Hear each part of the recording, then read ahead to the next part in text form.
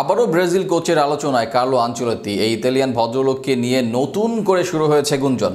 2026 বিশ্বকাপকে সামনে রেখে আবারও আনচেলত্তিকে প্রস্তাব দেওয়ার দিকে যাচ্ছে ব্রাজিল বোর্ড। শেষবার না আসলেও এবার আনচেলত্তির আসার আছে বেশ সমূহ সম্ভাবনা। এছাড়া ব্রাজিলের কোচ হবার দৌড়ে এগিয়ে আছেন আরও অনেকে। সব মিলিয়ে আনচেলত্তির ব্রাজিলে আসা ও ব্রাজিলের সম্ভাব্য কোচ হবার লিস্ট নিয়ে বিস্তারিত থাকছে প্রতিবেদনে। 2022 বিশ্বকাপের পরে ছিলেন আলোচনায়, বিশেষ করে তিতে যাওয়ার পর অন্তর্বর্তীকালীন কোচে কাজ হচ্ছিল না। তখন শোনা যাচ্ছিল কোপা আমেরিকা থেকে লম্বা মেয়াদের জন্য ইউরোপিয়ান মেগা কোচ নিতে যাচ্ছে ব্রাজিল।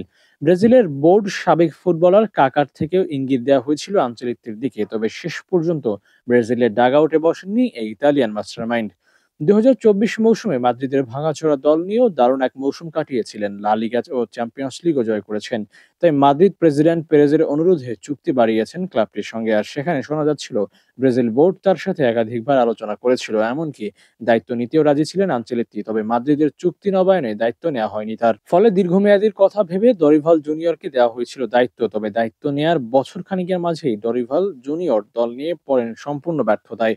কোপা আমেরিকা থেকে বিশ্বকাপ বাছাই পর্ব সব জায়গায় ব্যর্থ হচ্ছেন তিনি। এর বাইরে তার খেলার ধরন নিয়ে দর্শক থেকে সিবিএফ সব জায়গায় দেখা দিয়েছে অসন্তোষ। তাই এই ব্রাজিলিয়ান যে খুব বেশি দিন সেলেসাওদের ডাগআউটে থাকছেন না, তা একেবারেই অনুমেয়।